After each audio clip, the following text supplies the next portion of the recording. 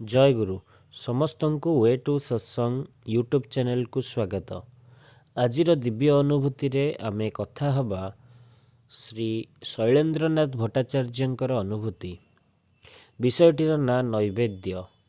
यह इष्ट मनने पुस्तकरू संग्रह करा जाइअछि जहाँकि उर्जन प्रकाशित होइथिला। विषयटी को आरंभ करिया पूर्व जो माने चैनल को सब्सक्राइब करना दयाक सब्सक्राइब कर दियंतु एवं वीडियोटी को अन्य मानक सहित शेयर करंतु। तो चलंतु स्टार्ट करिबा दिव्य अनुभूति। भाव गंभीर कंठरे व्यथार स्वर बुनबुन करी गुंजरण तोलिला। एपट सेपटु कौन जेपरि चाही श्री श्री ठाकुर देखिले एवं तापरे कहिले, केवल भय देखाई आउ भविष्यतवाणी करी जदि तुम्भमानंकु मो निकटरे रखिबाकु हुए तेबे मोर तुम्भमानंकर प्रयोजन तो केवल एई टिकक पाई ही। टिके रही पुणी कहिले, मुई जदि चाहिबा हुए तेबे मु जा कहे ता मानिबाकु एते प्रश्न काहिकी। आजिठारु सुदीर्घ काल आगरू ସେହି ଅଭିବ୍ୟକ୍ତ ବଙ୍ଗଳାର ପାବନା ଜିଲ୍ଲାର ହିମାୟତପୁରରେ ସତ୍ସଙ୍ଗ ଆଶ୍ରମରେ ହାତ ଯୋଡ଼ି କରି ନିବେଦନ କରିଥିଲି, ଠାକୁର ସବୁ ହିଁ ଆପଣଙ୍କୁ ଜଣା। ଗୋପାଳ ଭାଇ ଆଉ ଯତୀନ ଭାଇ ଟ୍ରେନ୍ ଦୁର୍ଘଟଣାରେ ମରିଯିବେ। ଦୟାକରି ସେମାନଙ୍କୁ କହିଥିଲେ ସେମାନେ ବୁଝିପାରିଥାନ୍ତେ। ଏଇ କଥାଟା ନିବେଦନ କରିବାକୁ ମନେ ମନେ ଅସ୍ୱସ୍ତି ବି ହେଉଥିଲା। ସିଏ ଯେ ସବୁ ହିଁ ଜାଣନ୍ତି ତା ମୋର ନିଶ୍ଚୟ ବିଶ୍ୱାସ ହିଁ ଥିଲା। ତେବେ କଥାଟା ନିବେଦନ କରିଥିଲି। ଉତ୍ତର ଦେଇଥିଲେ ପରମ ଦୟାଲ ଶ୍ରୀ ଶ୍ରୀ ଠାକୁର। ଶ୍ରୀ ଶ୍ରୀ ଠାକୁର କହିଲେ, କେବଳ ଭୟ ଦେଖାଇ ଆଉ ଭବିଷ୍ୟତବାଣୀ କରି ଯଦି ତୁମ୍ଭମାନଙ୍କୁ ମୋ ନିକଟରେ ରଖିବାକୁ ହୁଏ ତେବେ ମୋତେ ତୁମ୍ଭମାନଙ୍କୁ ପ୍ରୟୋଜନ ତ କେବଳ ସେଇ ଟିକକ ପାଇଁ ହିଁ। କହିଥିଲେ, ମୁଁ ହିଁ ଯଦି ଚାହିଁବା ହୁଏ ତେବେ ମୁଁ ଯାହା କହେ ତା ମାନିବାକୁ ଏତେ ପ୍ରଶ୍ନ କାହିଁକି? ପରମ ଦୟାଲ ଶ୍ରୀ ଶ୍ରୀ ଠାକୁରଙ୍କ ଶ୍ରୀମୁଖ ନିଃସୃତ ଏହି କଥା ଆଜି ବି ଛାତିର ପିଞ୍ଜରାରେ ବ୍ୟଥାରେ ଥରଥର କମ୍ପି ଉଠେ। ଭାବେ, ପ୍ରକୃତରେ ହିଁ ତ ତୁମର ଶ୍ରୀମୁଖ ନିଃସୃତ କଥା ସେଇ କଥା ହିଁ ଯଦି ନିର୍ଦ୍ୱନ୍ଦ ନିଷ୍ପନ୍ନ ଚିତ୍ତରେ ମାନି ନେଇ ନ ପାରେ ତେବେ ତୁମର ଶ୍ରୀମୁଖ ନିଃସୃତ ସେହି ସାବଧାନ ବାଣୀ ହିଁ ତ ଦିନର ଆଲୋକ ଭଳି ସ୍ପଷ୍ଟ ହୋଇ ଉଠିବ। ଅର୍ଥ ମାନ ଯଶ ଇତ୍ୟାଦି ପାଇବା ଆଶାରେ ମୋତେ ଠାକୁର ସଜାଇ ଭକ୍ତ ହୁଅ ନାହିଁ। ସାବଧାନ ହୁଅ, ଠକିଯିବ। ତୁମର ଠାକୁରତ୍ୱ ଜାଗ୍ରତ ନହେଲେ କେହି ତୁମର କେନ୍ଦ୍ର ବି ନୁହନ୍ତି, ଠାକୁର ବି ନୁହନ୍ତି। ଫାଙ୍କି ଦେଲେ ହିଁ ତା ପାଇବ। ଦୁଇଟି ଦୁର୍ଘଟଣାର କଥା କହିଲେ ଦୁଇଟି ମୁହଁ ଆଜି ବି ଭାସି ଆସେ। ଗୋଟେ ସେତେବେଳର ସତ୍ସଙ୍ଗ ସେକ୍ରେଟାରୀ ଶ୍ୟାମାଚରଣ ମୁଖୋପାଧ୍ୟାୟ, ଆଉ ଜଣେ ମୁକ୍ତାଗାଛାର ଜମିଦାର ଶ୍ରୀ ଯତୀନ୍ଦ୍ର କିଶୋର ଆଚାର୍ଯ୍ୟ ଚୌଧୁରୀ।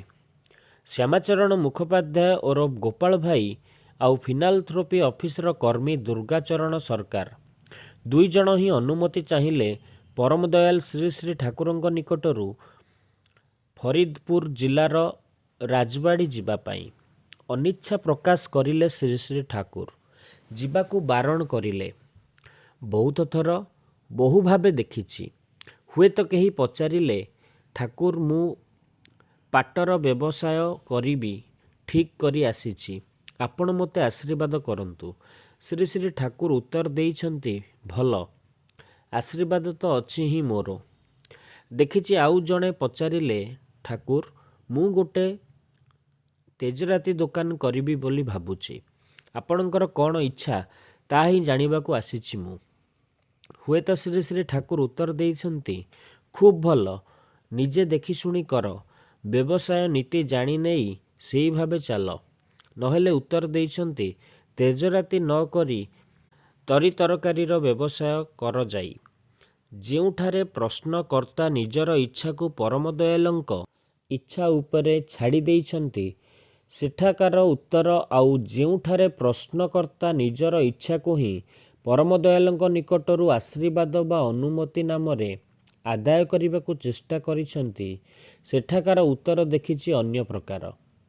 ଶେଷକୁ ନିଜର ଇଚ୍ଛାକୁ ହିଁ ଅନୁମତି ନାମରେ ପାଥେୟ କରି ଗୋପାଳ ଭାଇ ଓ ଦୁର୍ଗା ଭାଇ ଯାତ୍ରା କରିଲେ ରାଜବାଡ଼ି। ଶେଷ ଥର ପୁଣି ଉଦାସ ଦୃଷ୍ଟିରେ ଖୁବ୍ ଧୀର କଣ୍ଠରେ କହିଲେ ଶ୍ରୀ ଶ୍ରୀ ଠାକୁର, ଗୋପାଳ, ସୋମବାର ସକାଳେ କିନ୍ତୁ ରାଜବାଡ଼ିରୁ ଆଶ୍ରମକୁ ଫେରି ଆସିବୁ। ଆସିବି ଠାକୁର, ଗୋପାଳ ଭାଇ କହି ଚାଲିଗଲେ। ସେ କହିବା ନେଇ ଗୋପାଳ ଭାଇ ଆଉ ଫେରିଲେ ନାହିଁ। ହଁ, ଫେରିଥିଲେ ଗୋପାଳ ଭାଇ ଆଉ ଦୁର୍ଗା ଭାଇ ରାଜବାଡ଼ିରୁ ନିର୍ଦ୍ଦିଷ୍ଟ ଦିନରେ ହିଁ। ରାଜବାଡ଼ିରୁ ଟ୍ରେନରେ ପୋଡ଼ାଦହ ଜଙ୍କସନରେ ଆସି ଗାଡ଼ି ବଦଳାଇ ଈଶ୍ୱରଦୀ ଷ୍ଟେସନରେ ପହଞ୍ଚି ଓହ୍ଲାଇ ଆଶ୍ରମକୁ ଆସିବାକୁ ହୁଏ ବସରେ। ପୋଡ଼ାଦହ ଆସି ଗୋପାଳ ଭାଇ ଟ୍ରେନରୁ ଓହ୍ଲାଇବାକୁ ଉଦ୍ୟୋଗ କରନ୍ତେ ହିଁ ଦୁର୍ଗାବାଇ ବାଧା ଦେଲେ।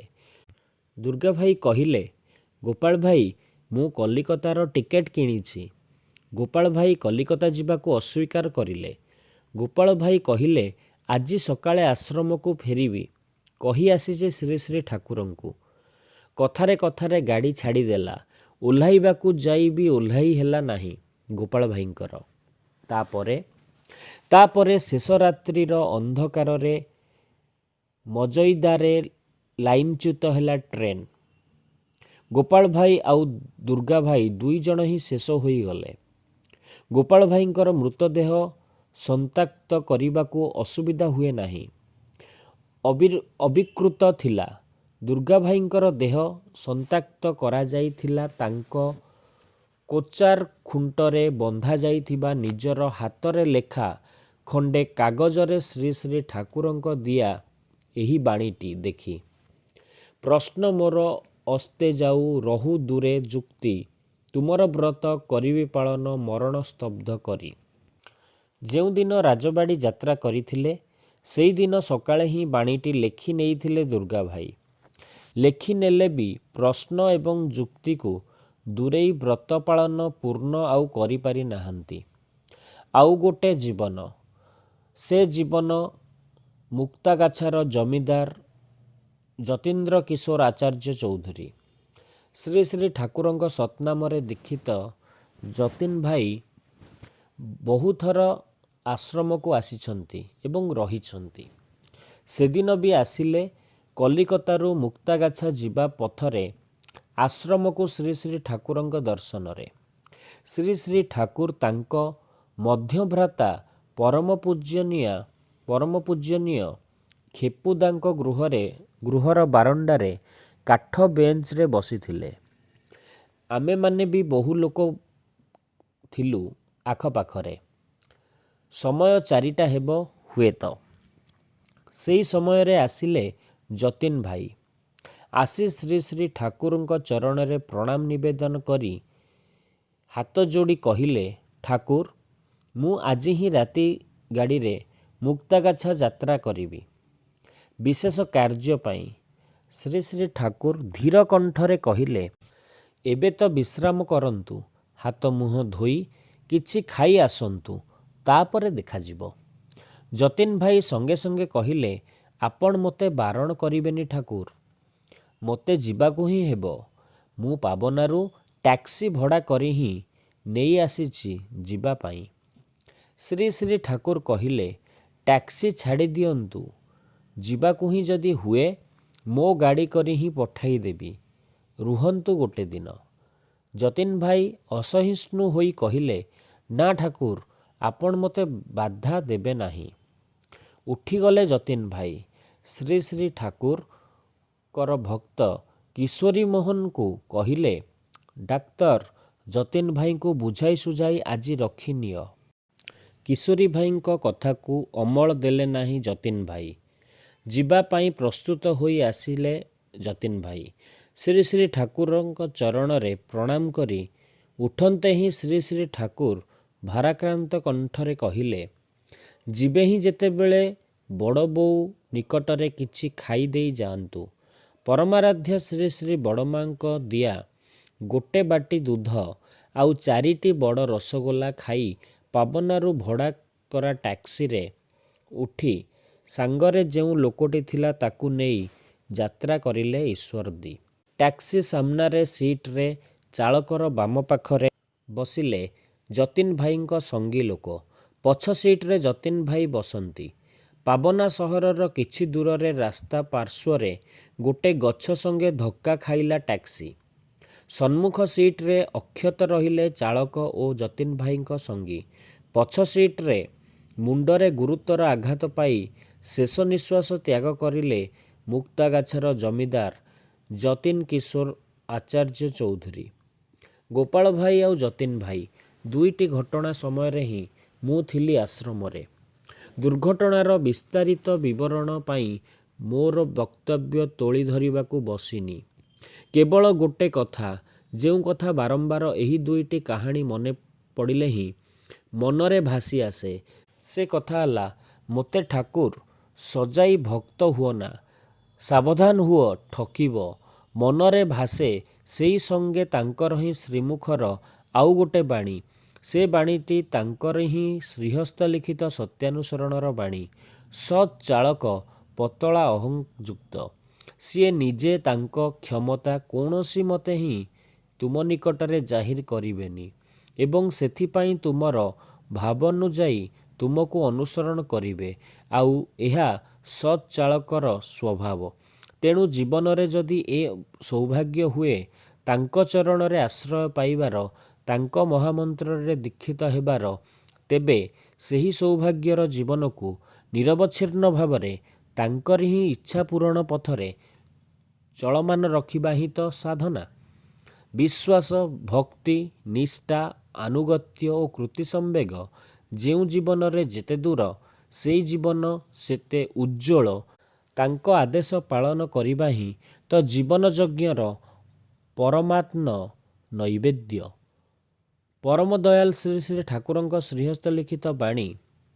ତୁମେ ତାଙ୍କର ଇଚ୍ଛାଧୀନ ହୁଅ, ତୁମର ଇଚ୍ଛାଧୀନ ତାଙ୍କୁ କରିବାକୁ ଚେଷ୍ଟା କରନା। ତେଣୁ ତୋଳି ଧରି କରଯୋଡ଼ି ତାଙ୍କରି ହିଁ ଶ୍ରୀଚରଣରେ ଆଭୂମି ପ୍ରଣାମ ଜଣାଇ ପ୍ରାର୍ଥନା କରୁଛି, ତୁମର ଇଚ୍ଛା ହିଁ ପୂର୍ଣ୍ଣ ହେଉ। ଦୟାଲ ତୁମର ଜୟ ଜୟକାର ହେଉ। ଜୟ ଗୁରୁ।